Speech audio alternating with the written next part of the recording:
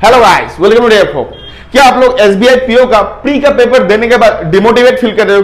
क्या आप लोगों को ये लग रहा है कि मेरा तो अटेम्प्ट है 50, मेरा तो सिलेक्शन होने वाला ही नहीं है? ठीक है, तो अगर आप लोग ये सोच रहे हो तो इसके बारे में टेंशन मत लीजिए। आज इसी के बारे में डिटेल्स डिस्कशन करूंगा, तो वीडियो का एंड तक बने रहिएगा। अगर आप नए हो चैनल में सब्सक्राइब कीजिएगा, लाइक एंड शेयर जरूर कीजिएगा।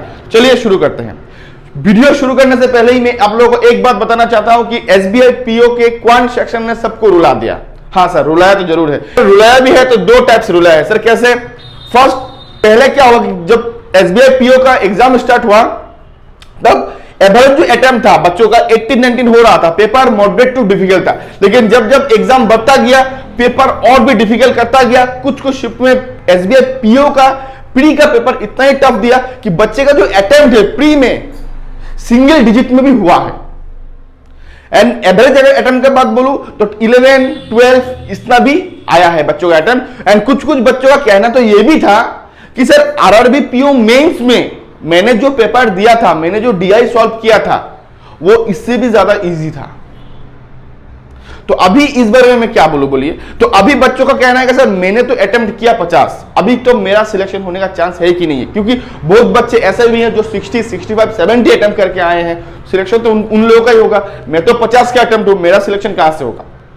लेकिन मैं इस बारे में आपको एक चीज समझाना चाहता हूं, थोड़ा ध्यान दीजिएगा ताकि आप लोगों का जो डाउट है मन का वो क्लियर हो जाए। ठीक है, देखिए एसबीआई पीओ में अगर मैं एवरेज अटेम्प्ट का बात बोलूं, सब जितना भी शिफ्ट हुआ सब शिफ्ट मिलाकर अगर मैं एवरेज अटेम्प्ट का बात बोलूं, मैं मान लिया कि एवरेज अटेम्प्ट है 63। अभी आप लोग बोलोगे सर बहुत बच्चे तो 70 अटेम्प्ट किए, बहुत बच्चे तो 55, 63 कैसे ले लिया आपने? देखिए मैं ये एवरेज मान रहा हूं। ठीक है, फर्स्ट एवरेज अटेम्प्ट मान रहा हूं। ठीक है, उसके बाद यहां पे क्वांट में मॉडरेट टू डिफिकल्ट कर ले रहा हूं। मान लीजिए क्वांट का जो एवरेज अटेम्प्ट है 18। ठीक है, एंड जो रीजनिंग का है वो है 22 एंड जो इंग्लिश का है वो 23। ठीक है, ठीक है सर, मैंने एवरेज लिया। ठीक है, अभी यहां पे एक चीज है कि अगर आप एसबीआई पीओ का कोई भी बच्चों से पूछे कि आपने इंग्लिश में कितना अटेम्प्ट किया है, सब आपको यही बोलेंगे कि मेरा इंग्लिश का अटेम्प्ट, इंग्लिश अच्छा था इसलिए मैंने 20+ अटेम्प्ट कर दिया, इसीलिए मैंने इंग्लिश का एवरेज अटेम्प्ट 23 लिया। ठीक है, एसबीआई पीओ का इंग्लिश उतना भी अच्छा नहीं था कि आप इजीली 23, 24 मार्क्स लेके चले जाओ। वहां पे उतना भी इजी नहीं था क्योंकि उसमें भी एक स्टैंडर्ड था। फर्स्ट बात है। सेकंड बात कि जैसे इंग्लिश एक अनप्रिडिक्टेबल सेक्शन होता है, क्योंकि इंग्लिश जितना भी इजी दे दे बच्चे वहां पे जाकर गलती करते ही हैं। तो इस केस में हम लोग कभी भी प्रेडिक्ट नहीं कर सकते। अगर कोई बच्चा 24, 25 अटेम्प्ट कर रहा है, वो उसका मार्क्स 21 या 20+ उसका मार्क्स आने का चांसेस रहेगा, ये कभी भी हम लोग प्रेडिक्ट नहीं कर सकता। इसीलिए मैं मान लिया कि यहां पे जो एवरेज रॉन्ग है बच्चों का वो है 4।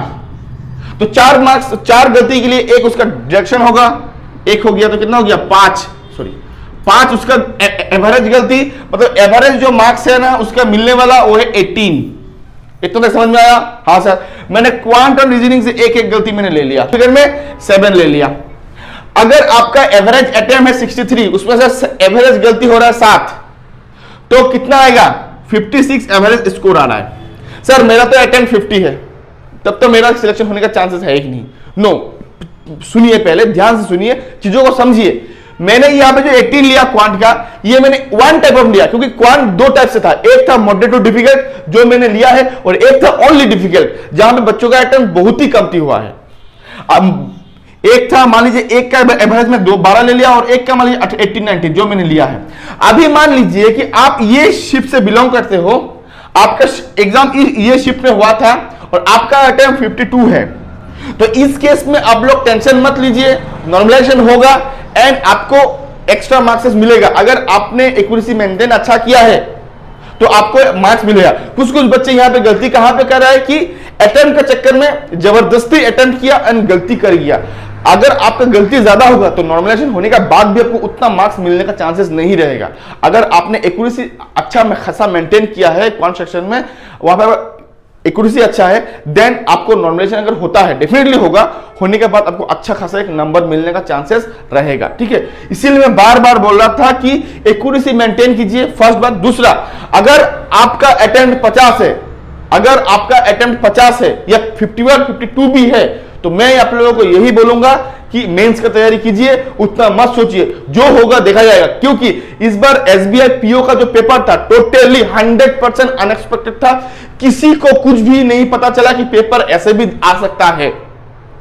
प्री में बच्चे सिंगल डिजिट भी अटेम्प्ट कर सकते हैं, ये कभी भी कोई भी मतलब सोचा भी नहीं होगा, लेकिन एसबीआई पीओ ने ये सोचने में मजबूर कर दिया कि मैं पेपर ऐसे भी बना सकता हूं। फर्स्ट बात, अगर आप एसटी एससी से हो, आपका आइटम अगर 45 प्लस भी है, तो मैं बोलूंगा आप प्रिपरेशन स्टार्ट कीजिए, मेंस का प्रिपरेशन स्टार्ट कीजिए। क्योंकि इस बार जो कट ऑफ होगा टोटली अनप्रेडिक्टेबल होगा, क्योंकि पेपर जो था वो अनप्रेडिक्टेबल था, ठीक है। एंड कट ऑफ भी उतना ज्यादा जाने का चांसेस नहीं है, क्योंकि पेपर रुलाया सबको, ठीक है। कोई भी सेक्शन उतना इजी नहीं था, each and every section moderate to difficult था, क्वांट डिफिकल्ट था मेरे हिसाब से, ठीक है। तो यही मेरा बोलना था।